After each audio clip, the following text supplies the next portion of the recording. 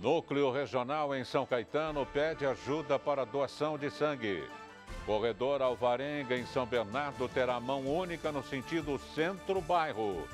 O Instituto de Pesos e Medidas de São Paulo realiza plantão de taxímetro da região. Alunos de Mauá aprendem conscientização sobre o trânsito. Hoje recebemos em nossos estúdios o deputado estadual Orlando Morando. Terça-feira, 14 de junho de 2016, está no ar o J mais ABC.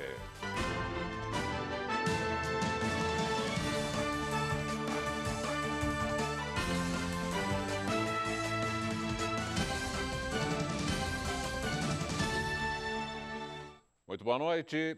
Núcleo Regional de Hemoterapia de São Caetano pede ajuda para doações de sangue. O Dia Mundial do Doador de Sangue é comemorado em 14 de junho, mas ao invés de celebrar a data, locais como o Núcleo Regional de Hemoterapia, Dr. Agnaldo Quaresma, em São Caetano do Sul, não tem muitos motivos de comemoração. No inverno, o número de doações cai significativamente. Dentro da campanha Junho Vermelho, que visa incentivar a prática, os moradores que têm intenção de salvar vidas podem se dirigir ao núcleo regional, mantido pela Associação Beneficente de Coleta de Sangue a Colsan, em parceria com a Secretaria de Saúde da Prefeitura. A coleta é realizada de segunda a sábado, das 8 horas da manhã ao meio-dia. Em São Caetano, a média é de 500 transfusões de sangue por mês. Atualmente, a Colsan recebe de 10 a 15 doadores por dia. A meta é alcançar até o mínimo de 40. Para doar sangue, você deve portar documento oficial de identidade com foto, como RG, carteiras profissional ou de habilitação, ter entre 16 e 69 anos de idade, sendo que a primeira doação deve ter sido feita até 60 anos, pesar acima de 50 quilos, estar em boas condições de saúde, estar alimentado, porém evitar refeições pesadas, ou seja, gordurosas. E lembre-se, ao doar sangue, você estará salvando vidas. Mais informações por meio do telefone 42271083 ou pelo e-mail captaçãosãocaetano@colsan.org.br. De acordo com a matéria desta terça-feira do Metro Jornal e publicada no portal da TV Mais ABC, o setor jurídico da Sabesp, Companhia de Saneamento Ambiental de São Paulo, pediu a prisão do prefeito de Santo André, senhor Carlos Grana. A companhia estaria acusando o petista de descumprimento de ordem judicial. De acordo com a empresa, a Justiça ordenou, em 2013, que o município incluísse no orçamento anual o pagamento da dívida do SEMASA, Serviço de Saneamento Ambiental de Santo André, com a Sabesp, 3,2 bilhões até abril. Mas, segundo a empresa, isso não vem acontecendo. Em nota, a Prefeitura de Santo André alega que o que a Sabesp procura com esta nova ameaça é que o prefeito desista da ação no Conselho Administrativo de Defesa Econômica, que, a pedido do SEMASA, investiga o preço que a companhia estadual cobra pela água no atacado na região metropolitana. Para mais detalhes desta notícia, acesse o site www.tvmaisabc.com.br. Veja esta e também outras matérias da região. A região amanheceu novamente gelada e bota gelada nisso, viu? O sol até apareceu, mas a sensação térmica continuou abaixo dos 10 graus. Veja como vai ficar o tempo na quarta-feira.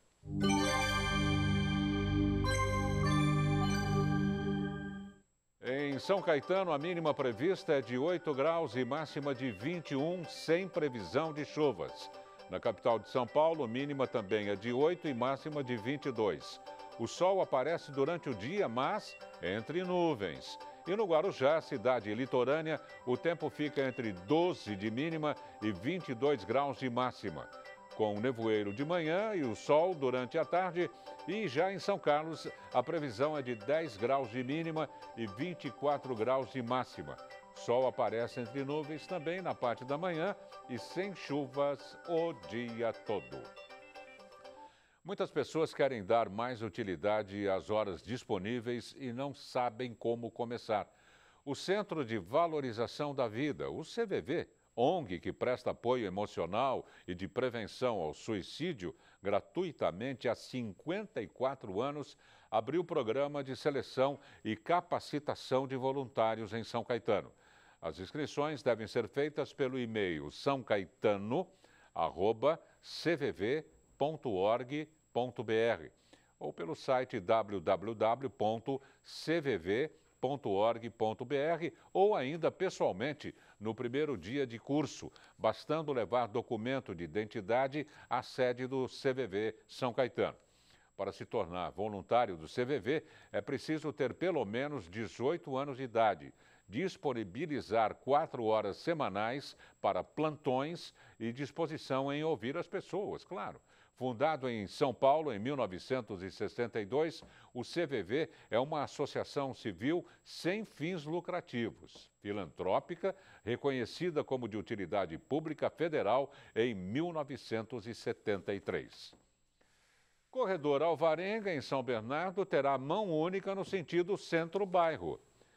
Essa intervenção ocorre entre a Praça Giovanni Breda até o cruzamento com a Avenida Presidente Café Filho. A mudança é por um período provisório de 6 meses. A obra é em outubro do ano passado e faz parte do Programa de Transportes Urbanos de São Bernardo e tem como objetivo alargar as faixas exclusivas para os coletivos municipais, além também de reforçar o subsolo, instalar guias, sarjetas e pontos de parada. Em função da alteração, a alternativa para os motoristas é acessar a rua Vitorino Silva. Já os usuários da via foram informados da mudança por meio de banners e faixas, além de contar com o apoio de agentes de trânsito no local. Prefeitura de São Bernardo anuncia a interrupção de serviços em equipamentos de saúde da cidade. O repórter Guga Mendonça traz mais informações em nosso Link Mais. Boa noite, Guga. É com você. Você já está no ar. Muito boa noite, Dárcio. Muito boa noite a você ligado no J Mais ABC. Desta terça-feira falamos aqui da Avenida Armando Ítalo 7, número 402, onde a partir da próxima segunda-feira, dia 20, funcionará a Policlínica do Centro. E para isso, a Secretaria Municipal de Saúde anunciou que entre 13 e 17 de junho, alguns serviços serão interrompidos para que a Policlínica possa ter sua logística montada. Todas as atividades do Centro Regional de Especialidades do Rude Ramos serão interrompidas, exceções para homeopatia e para fisioterapia ortopédica, que atenderão na Rua Warner, número 300, no Jardim Hollywood. Especialidades pediátricas do Centro de Especialidade do Rude Ramos, a partir do dia 21, passará para a Policlínica aqui do centro, que fica na Armando Ítalo 7. Programas também como a fisioterapia ortopédica do Ambulatório de Especialidades Médicas 2 e também o programa DST, AIDS, hepatites e controles à tuberculose e hanseníase, que funcionavam no Hospital das Clínicas Municipal, também passam a partir do dia 21 a funcionar aqui na Policlínica do Centro de São Bernardo, que, repito, fica na Armando Ítalo 7, número 402, aqui no centro de São Bernardo. Será inaugurada dia 20 pela administração municipal. Aqui em São Bernardo, Dárcio, 13 graus no momento, sensação térmica de 11 graus, uma noite fria de terça-feira, com certeza. Guga Mendonça para o J Mais ABC. Obrigado, Guga. Veja a seguir. Instituto de Pesos e Medidas de São Paulo realiza plantão de taxímetro na região.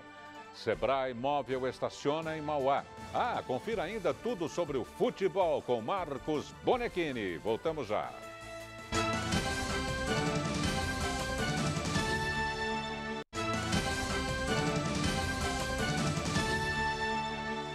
O Instituto de Pesos e Medidas de São Paulo, IPEM-SP, vai realizar plantão de taxímetro nas 7 cidades da região. Os taxistas do Grande ABC já podem consultar no site do IPEM São Paulo as datas dos plantões de verificação de taxímetro, voltados especificamente àqueles que precisam validar o instrumento após mudança de veículo, troca ou reparo. A próxima ação está programada para amanhã, quarta-feira, dia 15 de junho, a partir das 9 horas da manhã, sendo o ponto de partida a Rua Atibaia, número 390, no Valparaíso. A verificação anual é obrigatória a todas as categorias de táxi. No caso dos plantões, somente os taxistas que precisam validar o instrumento após mudança de veículo, troca ou reparo do taxímetro devem comparecer. Para agendar o atendimento, é necessário acessar o site do IPEM São Paulo e emitir a guia do recolhimento da União para o pagamento da taxa de verificação. Sem o agendamento online e a taxa quitada, o atendimento não é realizado. Para identificar se o taxímetro foi verificado pelo IPEM São Paulo, o consumidor deve observar a existência do lacre amarelo que impede o acesso à regulagem do aparelho e do selo do Inmetro com a frase verificado até 2017. O consumidor que notar irregularidades ou tiver dúvidas pode realizar denúncia na ouvidoria do IPEM São Paulo por meio do telefone 0800 013 0522 ou pelo e-mail ouvidoria@ipem.sp.gov.br. Os taxistas autuados por trafegar com o taxímetro irregular têm 10 dias para apresentar defesa ao órgão. As multas podem variar de R$ 500 a R$ 5.000, dobrando na reincidência. O dólar perdeu força e acabou terminando o dia em leve queda. Veja os números do mercado financeiro desta terça-feira. O dólar fechou em desvalorização de 0,19%, vendido a R$ 3,48. O euro encerrou em queda de 0,8%, vendido a R$ 3,90. E a Bovespa fechou o dia em baixa de 2,04%. A unidade móvel do Serviço de Apoio a Micros e Pequenas Empresas, o SEBRAE, estará quarta e quinta-feiras em Mauá. O atendimento será realizado das 10 da manhã às 4 da tarde. O objetivo é capacitar empreendedores no planejamento, abertura e gestão de micro e pequenos negócios. Haverá profissionais prestando consultoria, além de informativos sobre marketing, administração, inovação, empreendedorismo, entre outros assuntos. Não é necessário inscrição.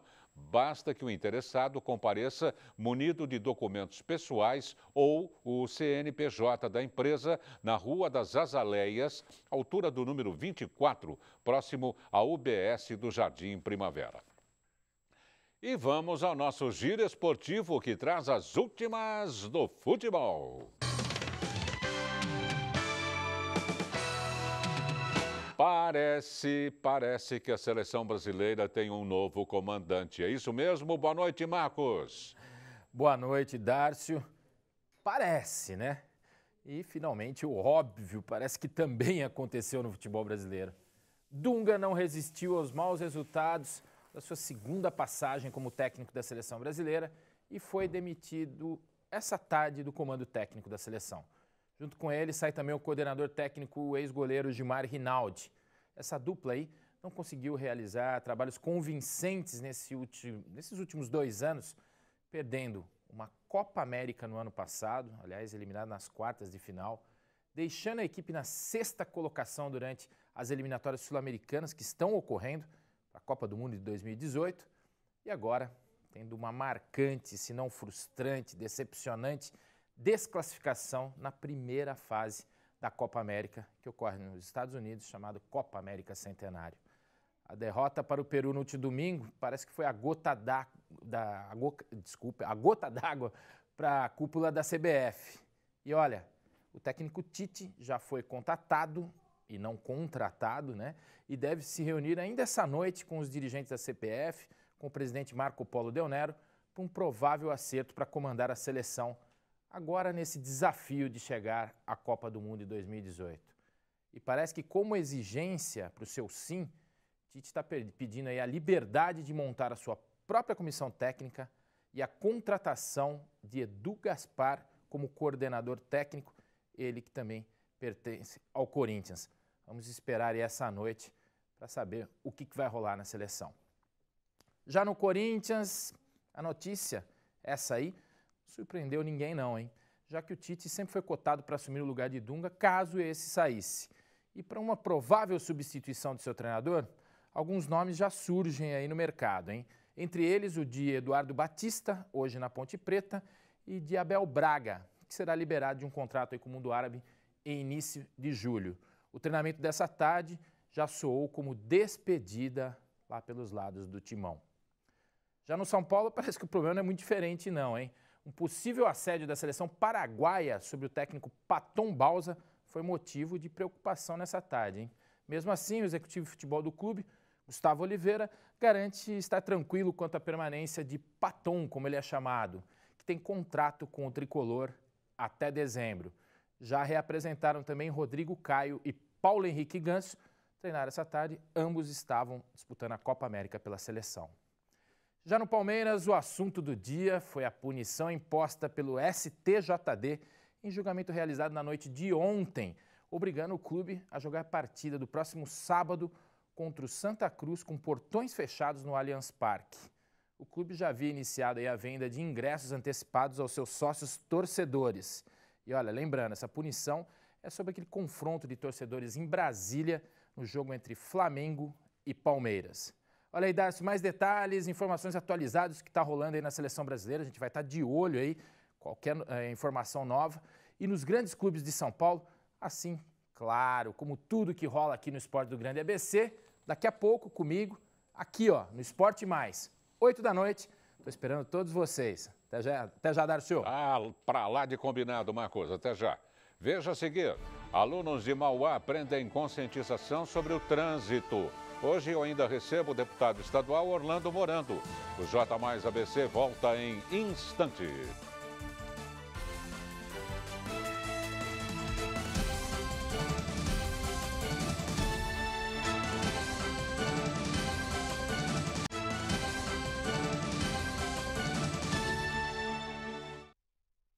A Plaza Shopping, em parceria com escolas da região, conscientiza crianças sobre as vagas de estacionamento para deficientes e idosos. Quantas vezes você já não viu carros pararem em vagas de deficiente ou idoso sem autorização? Pois é, isso não acontece somente nas ruas, como também em shoppings e supermercados. Por este motivo, o projeto do Shopping Mauá Plaza, chamado Respeito é Bom e Todo Mundo Gosta, está conscientizando alunos de mais de 20 escolas particulares da cidade com a peça Sinal de Alerta, da Companhia de Teatro do Lixo, que tem o objetivo de transformar os estudantes em multiplicadores de boas práticas. Dentro do carro, os pais não estacionam mais nessas vagas se eles estiverem. Porque eles falam mesmo, pai, aí não é lugar de estacionar, e não pode. Respeito é bom e todo mundo gosta. Eu aprendi isso na escola. Os personagens Oliveira e Zé Espertinho interagem durante a apresentação de forma lúdica. O espetáculo questiona as consequências de se parar o veículo em uma vaga errada. Se você estacionar no idoso, no deficiente, você leva ponto na carteira ou até a multa, né? Que isso não é legal. E se a mamãe ou o papai quiser parar nessa vaga rapidinho, o que você vai falar para ele? Que não pode, que essas vagas são reservadas para as pessoas idosas e deficientes. A gente aprendeu que não pode estacionar na vaga de idosos e nem de cadeirantes, porque tem vaga certinha para quem não é cadeirante nem idoso. E se você vê alguém estacionar, o que você vai falar? Que não pode. Porque eu aprendi aqui que tem vagas e a gente tem que respeitar essas vagas. No final, todos são presenteados com uma revista em quadrinhos da família Mauá Plaza, dedicada à conscientização às vagas. A gente tem que todo dia criar mecanismos de fazer com que essas crianças cresçam lúdicas, sensíveis e cidadãs.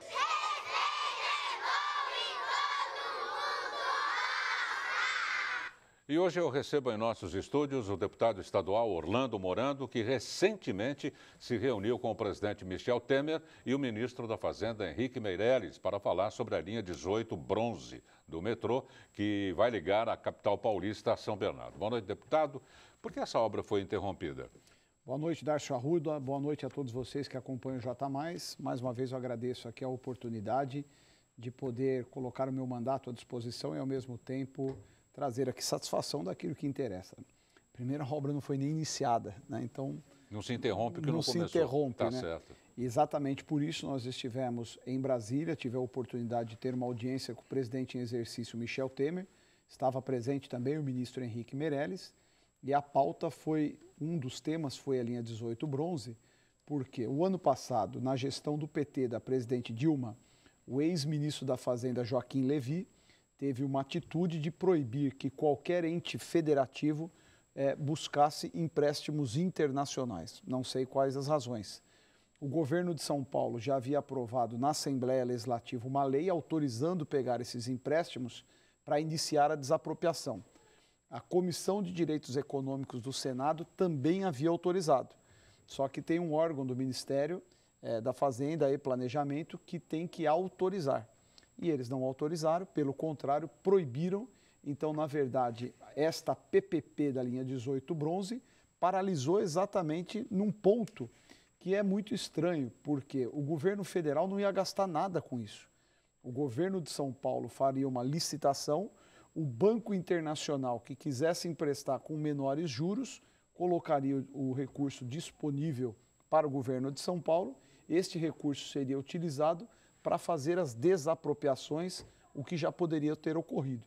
Então, a linha 18 bronze não começou, porque existe uma ação do governo federal do passado, da gestão da presidente Dilma, e eu fui exatamente levar o assunto ao presidente Michel Temer, neste encontro que nós tivemos, um dos assuntos que nós tratamos, porque entendo que é uma prioridade para o grande ABC, trânsito caótico e mais do que isso, é uma expectativa.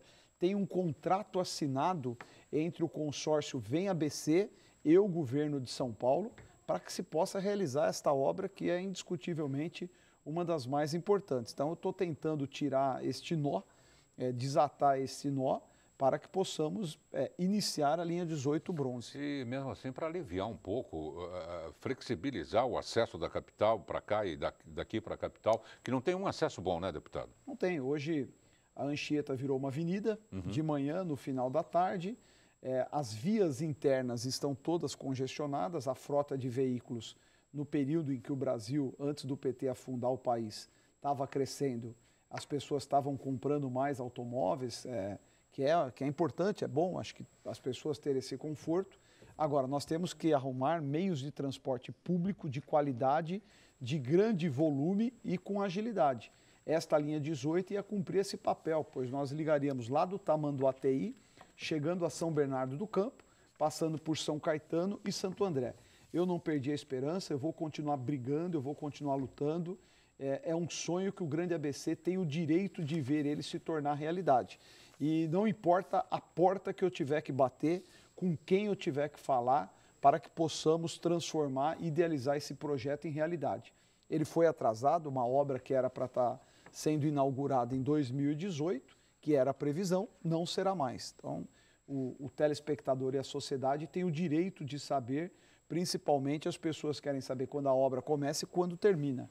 Como isso aí dependia não apenas do governo de São Paulo, mas também dependia do governo federal, inclusive na colocação de recursos, teve este ato de tempo perdido, mas nós não perdemos a esperança, eu vou continuar trabalhando para poder tornar uma realidade. Essa grita seria o próximo passo para que os planos sejam reativados. Sem dúvida, o primeiro passo é liberar que o governo de São Paulo pegue este empréstimo internacional e vai conseguir, porque São Paulo tem um índice e uma capacidade de endividamento muito grande, então os bancos têm todo o interesse, até porque eles têm garantias, de emprestar dinheiro para o governo do estado de São Paulo. Feito isso, começa a desapropriação e aí tocar as obras e, se Deus quiser, no menor prazo possível, que já foi atrasado, ver a linha 18 funcionando. A situação econômica do país parece que foi pauta também desse encontro. Foi pauta, até porque nós estamos aqui numa região altamente industrializada e que sofre violentamente com a crise econômica que o PT levou ao nosso país. A nossa cidade, a minha cidade de São Bernardo do Campo, perdeu milhares de postos de trabalho nos últimos 3 anos, uma parcela disso pela crise econômica e outra pela guerra fiscal, pela qual eu entendo que a Prefeitura de São Bernardo pouco faz. É natural que é uma política econômica que precisa atender a todo o país. Mas eu pautei ao presidente Michel Temer, e na oportunidade junto com o ministro Henrique Meirelles, para se buscar uma linha de crédito subsidiada ou até mesmo a redução do IPI novamente para veículos em até uma determinada faixa, porque entendemos que não podemos ficar de mãos atadas, né? As montadoras estão produzindo cada vez menos, a venda está cada vez pior e é um setor extremamente importante. Os pátios lotados, né? Pátios lotados, quer dizer, é um segmento muito importante para a economia do Grande ABC e principalmente de São Bernardo, onde nós temos o maior número de montadoras de todo o Grande ABC. Então, acabei tendo a oportunidade de pautar, não tive uma resposta imediata, porque depende naturalmente de uma conjuntura como um todo. Mas não perdi a esperança de que possamos retomar. Agora, verdade seja dita, Darcio, até que não for finalizado este procedimento de impeachment, existe ainda um sentimento de temor, de desconfiança. Vai ser o Michel que continua governando, vai ser o PT que volta a governar o país. E isso cria uma instabilidade muito ruim. A gente percebe que o empresário tem vontade de voltar a investir, mas não tem coragem ainda.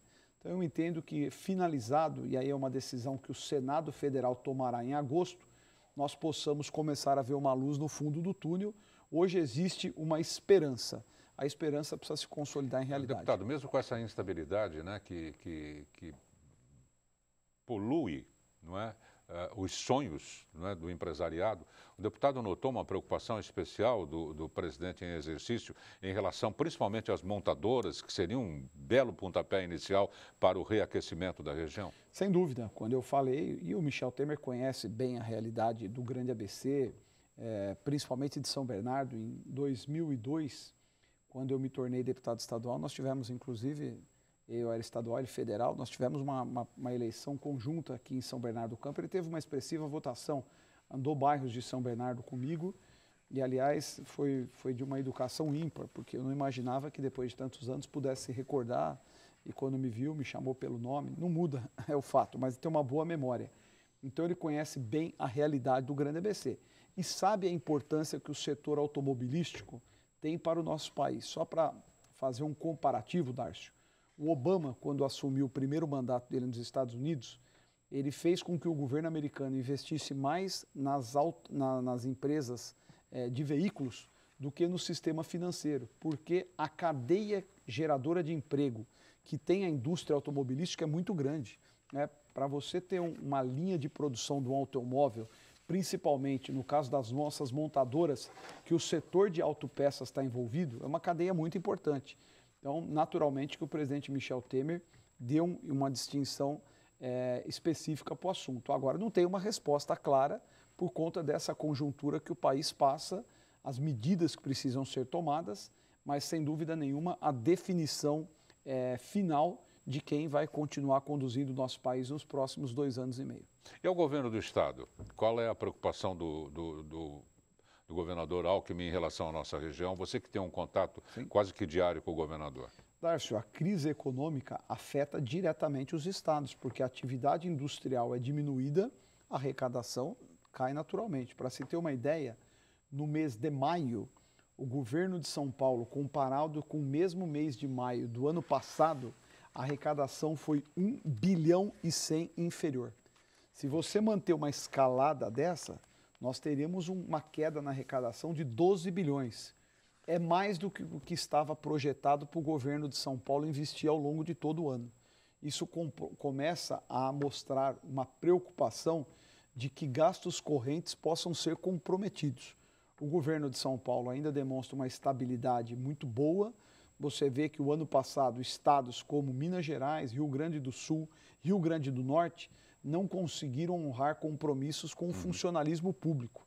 Esse risco ainda não existe em São Paulo e nós esperamos que o segundo semestre possamos começar a ter uma retomada do crescimento, porque o estado de São Paulo, uma das suas principais atividades é a atividade industrial. Apesar de ter o agronegócio como um grande fomento, São Paulo depende muito mais da atividade. O parque industrial do estado de São Paulo é o maior da América Latina e um dos maiores do mundo. Então, nós dependemos da atividade econômica. O que eu posso traduzir a você, nós temos uma luz amarela, não está verde nem vermelho, mas também tem um sinal de preocupação. Um amarelo piscante. Um amarelo piscante. Né? Deputado, mas obrigado. Espero que venha o verde o mais breve possível. Com certeza. Com certeza não deixando o vermelho vir em nenhuma hipótese. Obrigado pela presença. Eu é que agradeço, uma boa noite, muito obrigado pela oportunidade. Deputado Orlando Morando. E o J Mais ABC desta terça-feira termina aqui. Outra exibição do nosso telejornal você confere à 00:30. Nós voltamos amanhã às 7 da noite. Um bom descanso e até lá.